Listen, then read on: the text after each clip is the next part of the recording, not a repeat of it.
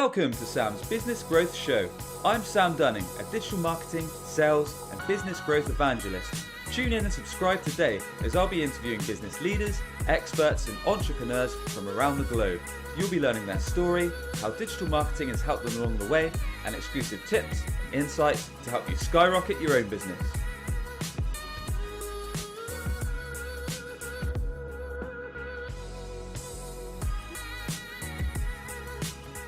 And welcome back to a fresh episode of Sam's Business Growth Show. I'm delighted and excited to be joined by Larry Levine today. Larry is the best-selling author of Selling from the Heart and co-host of the Selling from the Heart podcast. In a post-trust sales world, Larry Levine helps sales teams leverage the power of authenticity to grow revenue, grow themselves, and enhance the lives of their clients.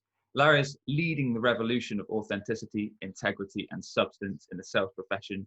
And he's not shy when it comes to delivering his message. Larry, a warm welcome, Squire. How are you doing? Hey, Sam, what's going on, man? Welcome to the show, and looking forward to having a conversation today on a few of our key topics that everyone tuning in wants to learn. So we'd love to learn a bit more about your story, so some of the key places you've worked at up to now, but most importantly, some actionable tips when it comes to sales, when it comes to marketing, and when it comes to biz growth in general. And then we'll talk a bit more about where you are today. So a bit about your book, a bit about your podcast, a bit about your sales training and some of the channels you've used to leverage and build that to where it is today. But if we could start from the top, learn a bit more about you and your background, that'd be an excellent start, please. Oh, awesome. I'm looking forward to this. I'm super excited to be able to share my story. And I'm a big believer in this. We all have stories to tell. We've all go through journeys. We can all learn from each other. I'm a big believer that stories sell, and those in sales or in marketing must collect stories. If we can collect stories and repackage them and retell them, it sure does help. So just a real quick snapshot, Sam. I spent my whole entire career, which spanned about 28, almost 29 years, I was in one sales channel. So I sold photocopiers and software solutions my whole entire life in Los Angeles, California. And I share that it's one of the most dog-eat-dog commoditized sales channels around. I grew up in the second largest market in the United States selling copiers. But there's something that I learned along the way. And I became really cognizant of my surroundings. And I became cognizant of all the broken dreams and busted promises that salespeople were delivering. And I'm not here to bash salespeople. I'm just here just to kind of share what I've observed throughout my life. And I go, there has to be a better way. And I'm a big believer in this, that we can learn so much from our customers. We just have to be willing to ask. And that's what I did as a young, inexperienced sales rep growing up in the copier channel. I just asked for help. And asking for help is not a sign of weakness. Actually, asking for help is a sign of strength. And I just started to ask people, what do they like and don't like about salespeople? I started to ask customers, right? What do you like and don't like about copier people? Because that's the sales channel I grew up in. And I started to learn something along the way. And the list of everything they didn't like, Sam, was like this, right? What were some of the examples? Oh my God, they lie, right? They tell me everything. They have commission breath, right? The minute the sale happens, they vanish, right? They're kings and queens until the sale happens, and then they all turn into frogs, right? And I share this because I just did things completely polar opposite. I never overcomplicated sales. I'm just a pure basic guy that understands the pure foundations of sales. And I knew something right up front. If I wasn't real, genuine, heartfelt, if I didn't show how much I cared about my clients, my prospects, my marketplace, my community, it was going to be hard in a world where they just don't trust salespeople, right? I mean, let's just think about it. I don't care where you're at in the world. People's perception of salespeople is not that great because the sales world's done it to themselves. So I spent that whole entire time in the copier channel doing the complete polar opposite of what perception was. And I'm a big believer perception's reality, but it's through the people's eyes that count the most, which are your clients and your prospects. So all I really did was change their perception, do the complete polar opposite, engage in human conversation. And I tied it in with business conversation and sales conversation. And pretty soon I started to see some success with it. And I just did the same thing every single day, which is completely polar opposite because most people in sales are consistently inconsistent with everything they do anyway. Very and there's true. no magic pill to this, right, Sam? Everyone looks for a magic pill. There isn't really a magic pill. It's called hard work, discipline, and determination. Got it. So you created a list. You spoke to customers. It sounded like, Larry. You took everything that they didn't like about salespeople, flipped on its head, did the opposite. And then leverage that in terms of having human conversations. So when we say a human conversation, what's the difference between a typical salesperson conversation and then something that you'd say is more natural, more human-like, more effective? Well, I think, I think the biggest thing is, I'm going to come back to it, but I'll start at the sales conversation level first. I think most salespeople start off with sales conversations.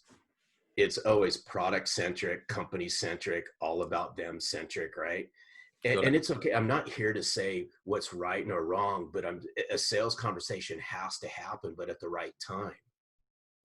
And when you start off the first conversation, right? I'm just going to use you as an example. If my very first conversation with Sam is 100% sales conversation, product driven, company centric, Sam forms an opinion of me really fast,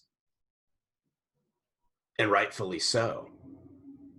But if I open up that conversation with Sam in a normal way, and when I say a normal way, where I'm inviting Sam into that conversation, it changes the outcome. And I'm a big believer, you change the conversation and you change the outcome. So I might open a conversation. I learned this a long time ago. I might open a conversation by sharing with Sam, here's some things that I've learned along the way in working with people similar to you. Okay. Right? Over the last 90 days, I've discovered these 3 things that people with your same position are having issues with. Any of those sound familiar? That's a normal conversation. And then at the time, I'm tying in a sales conversation and a business conversation to it. And I think that's where a lot of salespeople struggle. Nice. Okay. Yeah, that's a good mix. I quite like that. Okay, cool. So moving on. So you're in the copier world, in the dog eat dog copier sales trading world. So how long ago is this, Larry? And because I know you did it, you've been doing this most of your life, haven't you, in terms of copier sales?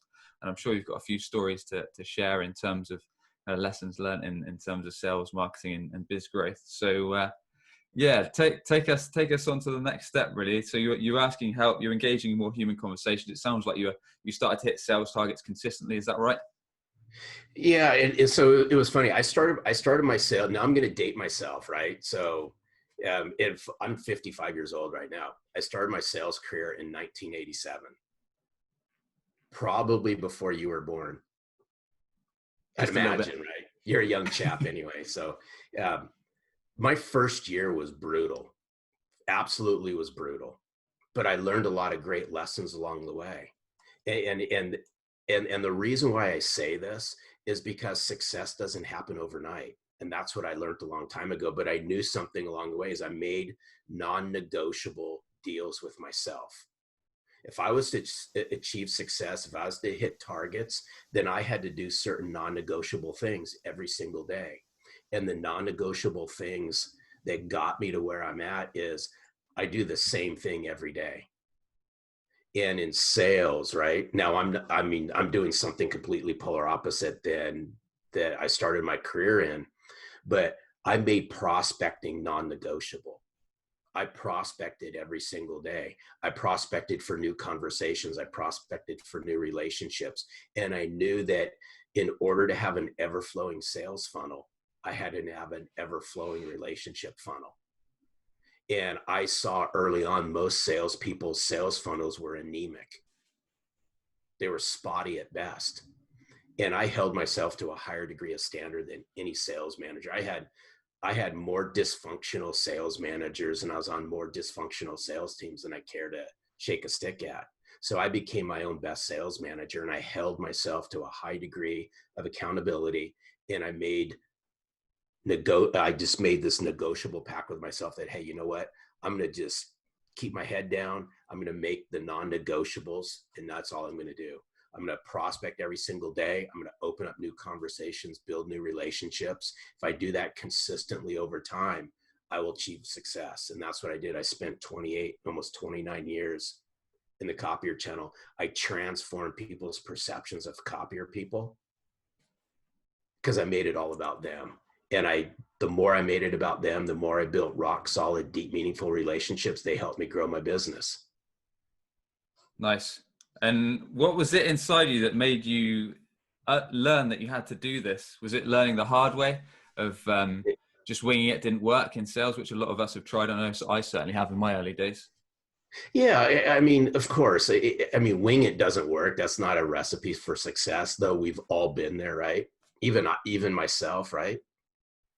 But what's interesting is that sales is hard, right? I'm just going to throw it out there. Sales is hard. Sales isn't easy. But if you do the core foundational stuff of sales and you do it with consistency and you're committed to it and you're disciplined and you're determined to do it and you set up non-negotiables, you will see success. And that's basically what I did, Sam. I mean, I always say it's not rocket science. I grew up with a dad who was a rocket scientist, and he overcomplicated everything. And I said, we were the complete polar opposites. So that's kind of what drove me. What drove me was perception. And what drove me was the way people viewed my industry that I grew up in. The people viewed my industry in so much negative light, right? And I mean, I can throw just bad words on top of this and so forth, and I'm not going to go there. But I took that to heart and I said, you know what? It's a great profession. Sales is a great profession. Salespeople give it a bad rap, and rightfully so. I mean, I don't say rightfully so, but salespeople give it a bad name that then gets transferred out into the marketplace. That's all I was doing. I was just cognizant of, and I just changed people's perceptions. I did everything. I committed to it. And I just said, you know what? This is me. You're going to get what you get. It's going to be the complete polar opposite. And I sold memories and experiences. Awesome. Awesome. I love that statement, making non-negotiable rules for yourself that you have to follow each and every day. Of course, that being in sales, being in business in general, prospecting for new customers is key. Without those, okay. So here's what's interesting, Sam, is if people know prospecting is so important, then why did they stop prospecting? Think about that one for a second. So true. Salespeople live on prospecting roller coasters. Most of them live on LinkedIn, don't they? Oh, do you not? You don't even wind. You're going to wind me up like a top in a second. A little bit of bait. But yeah, before we get into that, okay, so the non-negotiable rules, prospecting every day. Were there any other non-negotiable rules that you think, or that you had, or you think are key for anyone in sales or business to be following? Yeah, so there was two things that I really, really focused on. Yep. And these were two other non-negotiables. One was I made a non-negotiable pact with myself that I was going to open up conversations and new relationships with people in a non-salesy way. It worked for me. Some people, it may not work, and that's okay. But I knew in my heart, if I opened up the front end really well, when I say the front end, if I opened up that very first connection, that very first conversation with somebody, and I changed their opinion and I changed their perception, I was golden. Because I knew that the whole journey that we took together was going to be comfortable. And I'm a big believer in this, and I held myself accountable to it, is the more comfortable I made somebody feel, the more comfortable they were in sharing uncomfortable things going on in their office, if you get what I'm saying. Yeah. I get what you're saying. You It's one see, of the and trickiest. that's why was so keyed in on the front end of how I met people. The first meeting I had with people, I wanted to make them feel so comfortable that they started sharing things with me that they wouldn't share with other salespeople. And then the other part of the journey that I was really non-negotiable with is what happens after the sale. Okay. Because most sale, and this was just from asking people, Sam, most people, if you ask, right, go, and I would encourage your listeners, and I'd challenge them on this, is go ask your customers right now, how many of the salespeople that have sold them things fail to come by afterwards, or they're spotty at best with how they take care of them. I was cognizant of that. I flipped it on its head and I go, you know what? It's just as important up until the sale. It's more even important after the sale. So I created an experience like none other, and I played off of it. I'd say, you know what, this is what you can expect from me. This is what you can expect from me on a monthly basis, a quarterly basis. I'm going to spoil you. I'm going to create such an experience that you're going to go out and share it with other people. And I created Disneyland type moments for my customers. Because I knew when it was said and done, I was selling products and services and solutions and all that. People don't like getting into conversations about products and solutions and services. Salespeople will geek out on that stuff all day long.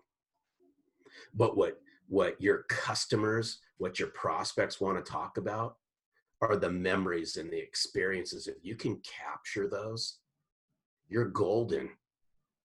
And then tie that in, and we all agree that stories sell. And that's all I did, is I shared the experiences of my clients. I shared the stories of how I've helped them, and I changed their perception. I wasn't the Awesome. smartest. I wasn't the smartest sales guy out there. There was people that would outsell me, out strategize me, outwit me, but nobody was going to out care me, and nobody was going to take care of customers better than me. And was that, Larry, was that just about setting expectations up front with your customers?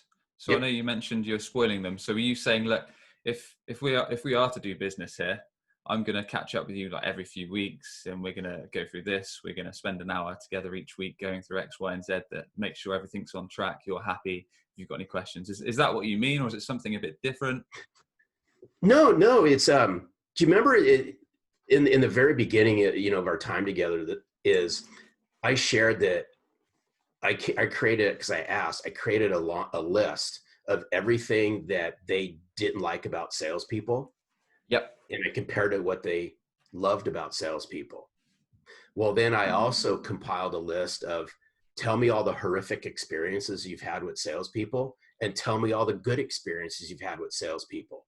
So what I Aha. did is I captured all the horrific experiences they had with salespeople, and I kept a memory bank of those. And I would sit down with executives, and because I was calling into large corporations in LA. And I'll use you as an example, Sam. I'd say, Sam, at a certain point in time, if you agree that we're the right fit, you're going to probably ask me certain questions around how will you take care of us, right?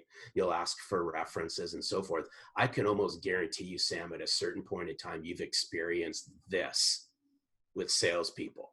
And I went through the list of all the bad experiences. And then Sam would say, you're right, Larry, I have. I said, well, this Yes. is what you can expect from me. Nice. And I just went point A, point B, point C, right? So it's And pretty then much. I'd be cognizant of their eye movement and what they would say. And I go, you probably don't believe me, and rightfully so. But here's a list. Here's a list of my clients right now. All I'm going to ask you to do is randomly point to one. Just randomly point to one, because I kept one with me, a list. Point to one. I'll give you my main contact's name. I'll give you their phone number, and you go ask them the experiences they have with me. And guess what, Sam? Not many took me up on it, because I delivered the message with clarity. I was concise, and there was conviction behind it, and they believed me. Oh, that's great. It sounds like you were dealing with objections before they actually came in front of you. So Yeah, knowing, I mean, let's just touch on that because I'm not here to poo-pooey objections, right? We got to learn how to overcome them. But I think, you know, it's why I said if you create a pleasant, comfortable experience up front, it's a normal flow of conversation so that when Sam says something that may be an objection, it may not really be an objection. We're just having a conversation. But if you screw up the front end of this, you screwed up the whole entire journey. And then you're learning how to overcome this objection, or you're going to, you know, say this to get that. You see where I'm going? There's, I always tell people I don't have a PhD in any of this stuff. I just have a PhD from getting the crap kicked out of me my whole life selling copiers. I was just really cognizant of this, two things: words matter and message matters. And I was really keenly aware, and I was cognizant of what people said. okay, And I did the complete polar opposite of what they ever expected from a salesperson. love it, That's why I love said it. it's not rocket. It's not my whole career in sales, and even what I'm doing today. There's no science behind it at all. It's just the whole power behind connecting with a human and showing how much you care and making them feel so comfortable they will share uncomfortable things going on in their office. That's simple. And would you say, Larry, you mentioned quite a few times the opening part, being human, having human-like conversations, getting them to open up, which is obviously key because in my opinion, the initial conversations, exploratory discovery calls or discovery meetings, probably a large proportion of the sale, in my opinion. I don't know if you agree, but I'd say that initial part, getting people to open up about how their business works, who their buyers are, their pain points, kind of where they want to prove, talking about the future state, the experiences they want to feel. If you can't nail that, then the sale's pretty much lost from day one. I don't know if you agree. Yeah, no, I agree with what you said, and I'm not here to discredit anything that you just said. There's huge truth to what you just said, especially around discovery and asking the right questions and so forth. But I want everyone to think about this for just a moment. Is if you don't make somebody in the very beginning comfortable, then what? And I learned a long time ago, most salespeople, their conversations are transactional in nature. Think about that for a second. Most sales conversations are transactional based. When you have transactional based conversations with people, you are building a transactional relationship. And that transactional relationship will get replaced by somebody else who comes along, some slick talking salesperson who has a better transactional conversation, and you're done, you're toast. I just learned how to transform conversations in the very beginning. Yeah, I was a sales guy. I knew it, right? They knew I was in sales, but I made them feel comfortable. And when they felt comfortable, they started sharing things with me they weren't sharing with other people. I was learning more about their business, and they were sharing more with me than anybody else. I knew because I asked. It's that simple. Simple as that. Awesome, dude. Well, moving forwards, so you're smashing the copier sales. It sounds like that you've shared with us some great tips so far in terms of how you're able to succeed, how you're able to make your customers comfortable.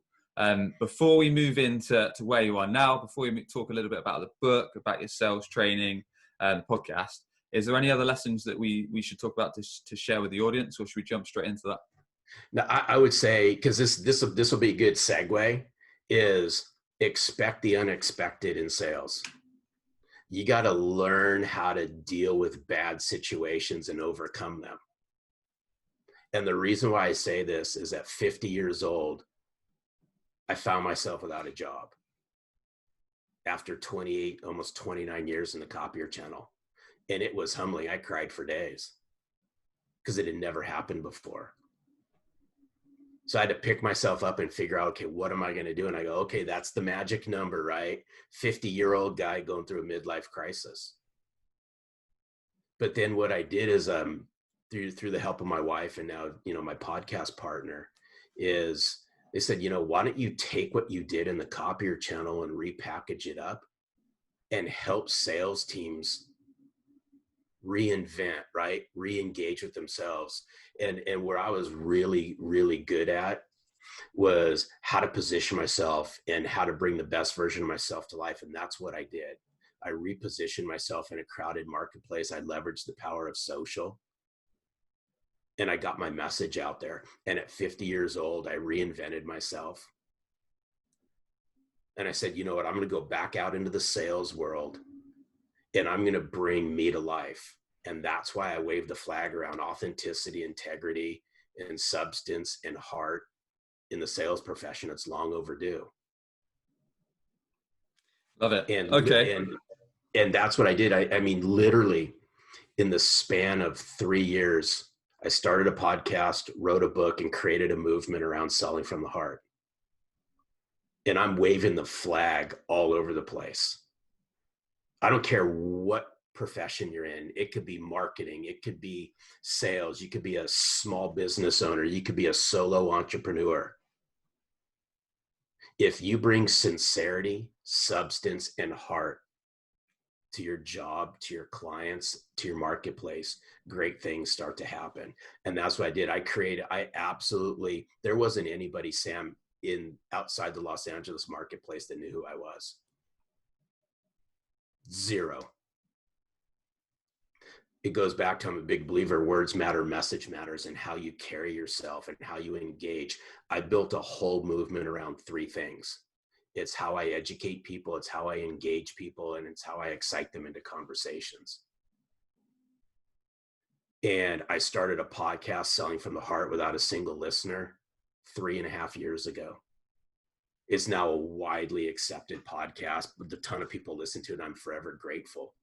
In September of 2018, I launched the book, Selling from the Heart, and it opened up doors like there's no tomorrow. And it's just, I pinch myself when I see people holding up my book, and the impact I've had on people is my commitment is to change the sales profession. And it's all around the things that nobody wants to talk about. I flipped authenticity on its head in the sales profession. Heart, sincerity, right? All the soft skills that people talk about, I hit those things head on. But everybody else in sales wants to deal with all the more complicated things. I go, no, you know what? Understand your value, understand your self-worth, become more confident in what you do, bring your heart to the forefront, be a real, genuine human being, because in challenging times that we're all going through, that's what matters. And there's going to be good times and bad times with your clients. The bad times are never that bad if you're there and you care for them and you respect them and you show how much you appreciate them. The bad times are never that bad, but when you crap on your customers and you have spotty follow through, the bad times magnify. Salespeople freak out. They point fingers all over the place. The finger that everybody in sales should be pointing at is them. They're accountable to them. And that's what I'm bringing to the sales profession through Selling from the Heart. Yeah, some awesome points there. So yeah, a few points I'd like to dive a bit deeper in, Larry. So like you said, at 50, you sadly lost your job.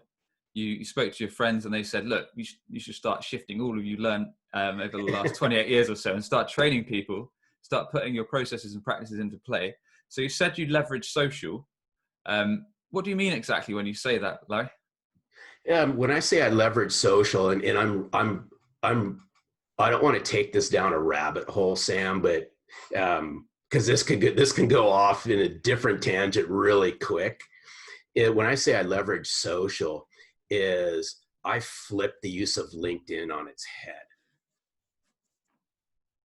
Now, I'm not here to discredit anybody, who does LinkedIn training, coaching, and all that. The power of how I use LinkedIn and social has got me to where I'm at. but I use it in a completely different way. I'm a big believer in this. The whole purpose of social in my book, at least through a sales professional's eyes, is so they look credible, they walk credible, they engage, they educate, they excite, they connect with people. They invite them into conversations. They use this as a research tool, right? And then freaking get it off of social as fast as possible. Yep. Take it offline. But I knew this because I was really cognizant of this, Sam, is first impressions matter.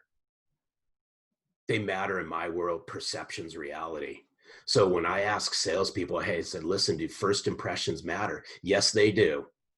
Okay, well, what's the first impression of you if I'm going to look at you online? I think we have to move beyond the point of social selling this and old school this and new school that. I mean, there's enough people that engage in that crapola online, right?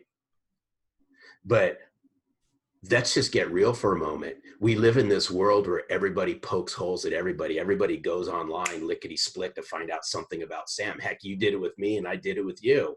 It's common practice. So if we live in a sales world where they don't trust us, they think we're full of bull crap and they're skeptical about everything we have to say, then do something about it. And I just chose to build a rock solid. I walk, talk, live, and breathe the exact same way online as I do face to face. Got it. And I knew that, especially in the marketplace and the channel that I grew up in, people were going to poke holes at me. And the first place they were going to look was online. So I go, okay, I'm going to kibosh this right away. I'm going to position myself to look like the complete polar opposite of what they thought.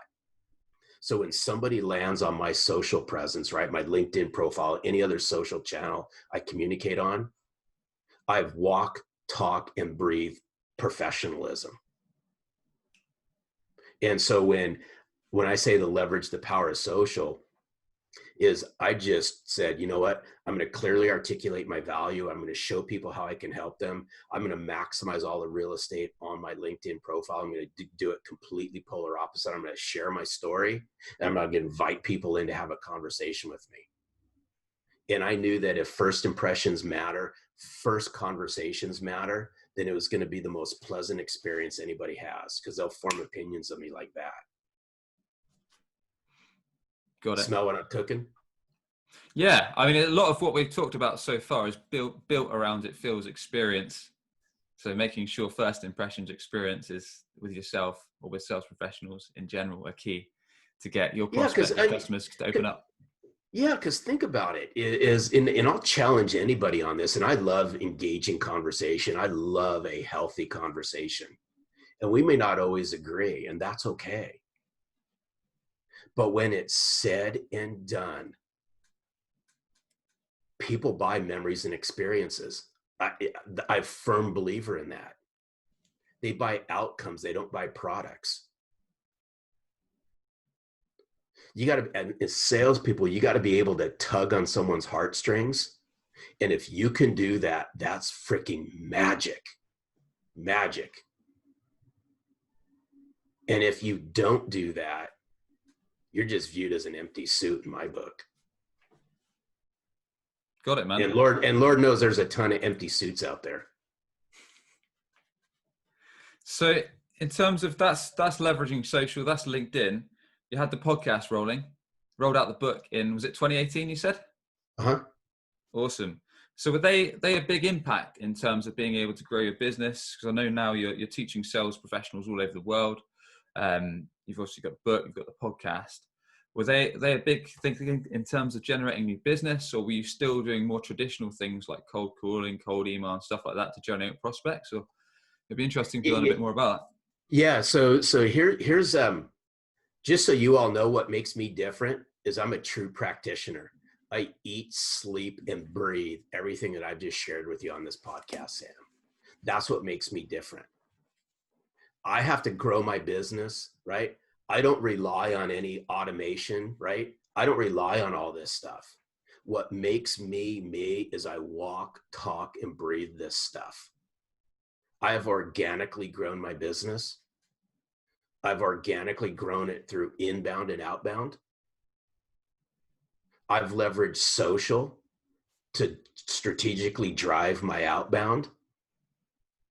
But it's all around, three things, and I've shared it before, is I'm engaging, I educate, and I excite the hell out of people into a conversation. I don't do boring, but I make it human. This is what you get with me. And I said, I'm not the smartest person out there, but I've really have latched on and honed in on the power of the human connection. And that is sorely missing in sales and in business all over the place. And when you nail that, that's what I'm waving the flag on. And I always say this, there's going to be people out there that doubt all this, and they may not believe me, and that's okay, right? There's different philosophies and methodologies for everybody, but when it's all said and done, we're all humans. But so many in sales have dehumanized the whole journey because we hide behind technology. I leverage technology to humanize myself, and I push myself through a computer screen. I invite people in. That's all I've done. Nice, I'm just a simple guy who geeks out on sales. Sounds like me. Well, definitely the simple part anyway. So on that note, I'd say I'm very fortunate because I'm just like you. I'm passionate about what I do. I'm passionate about sales. I'm passionate about digital marketing, which is one of the companies I run. And I get to do awesome stuff like this podcast, videos, all this kind of stuff. So I'm passionate. I'm excited about what I do. I get excited when I talk to new prospects, my existing customers, and so on. But for people that aren't so much, so for sales professionals or even business owners, for some reason, they're selling a product they find dull. So if they find it dull, the chances are if they're speaking to customers, they might find it dull if that tone's coming across. Are there any tips that you could give them, Larry, to get their customers excited? Yeah, and again, I'm going to flip this around, Sam. You got to get excited about yourself first. You got to work on yourself first. That's why I wrote the book, Selling from the Heart, the way I did. We got to believe in our product. We got to believe in the company. We got to believe in the solution. We got to believe in the service. I'm not here to cast a dark cloud on that. But if you lack self-confidence, if you lack self-worth, right? People smell it. If there's any tips I can leave people with, work on yourself every single day. Become self-aware who you are. Work on your self-confidence. Work on your self-worth. Watch what starts to happen. Believe in yourself. Invest in yourself. Because if you can't invest in yourself and educate yourself and create more confidence, are your clients and prospects going to have any confidence in you? Maybe, but I would say probably not. Great way to end the show. And just to dive into that before we finish things up, when you say invest in yourself, are you talking about things like reading books, listening to podcasts, listening to educational videos? Is that what you're talking about? Or is it something a bit different? All the above. I'll leave everybody with this. Think about this for a second. If you fail to invest, you will never be able to collect. If you fail to invest in yourself, if you fail to invest in your client relationships, if you fail to invest in your community, if you fail to invest in your marketplace, you will never, ever be able to collect on the fruits that those things have to offer. So I would say in the challenging, uncertain times that we're all going through all over the place, double down on yourself. And I'll leave everyone with one thing. You can earn a PhD from your customers. You just have to ask. You can get a free degree in knowledge right from your customers. Hang out with them, build rock solid relationships with them, understand what they're going through. Have them share what they do, right? Look at their roles, whatever titles they have. You can learn so much. You can earn a freaking PhD from your customers. You just need to ask. Awesome advice, man. Well, everyone, you've been tuning in to Sam's Business Growth Show, where we sit down with business leaders, experts, and entrepreneurs from around the globe. We find out their story, how digital marketing has helped them along the way, and their exclusive tips and insights to help you skyrocket your business and your sales. Larry, we like to ask everyone that comes on this show, if you could thank just one person, either dead or alive, for having a positive influence on yourself and your career, who would that be and why? I'm going to give a special shout out to a guy named Ryan Blair. Ryan Blair is my first business coach mentor that impacted my life, and I was in my early 40s. Ryan Blair's done very well for himself. Something that Ryan Blair taught me that forever changed my life. I would not be here today if it wasn't for him. He taught me how to work on myself, reposition myself, and invest in myself. If I didn't make that investment in a coach, I would never be here today. I wouldn't be doing exactly what I'm doing if it wasn't for that moment in time where I agreed to have somebody enter my life to impact me, to change what I was doing. And that was in my early 40s. So, I mean, that was really not too long ago, 13, 14 years ago. Yeah, couldn't agree more with the personal investment side of things. It's definitely helped me hugely in terms of business, in terms of sales in general. So that's a great bit of advice, man. Well, Larry, tell us a bit more about yourself, your business, the best way people can connect with you, and how they can get in touch with your good self. Thanks. You can find out anything you want about Selling from the Heart. You can go to sellingfromtheheart.net. You can find me on LinkedIn. You can find me on Twitter. You can find me on Instagram. You can find me on Facebook. The Selling from the Heart podcast is on any of your favorite podcast channels. If you want to find out about the book, you can go to Amazon. You can just look up Selling from the Heart. If you want to download the first 3 chapters of the book, you can go to sellingfromtheheart.net/book. to download the first 3 chapters, whet your appetite, and hopefully you'll want more. Brilliant, man. Thanks so much for coming on. No, it's my pleasure. This is awesome. Thanks, Sam.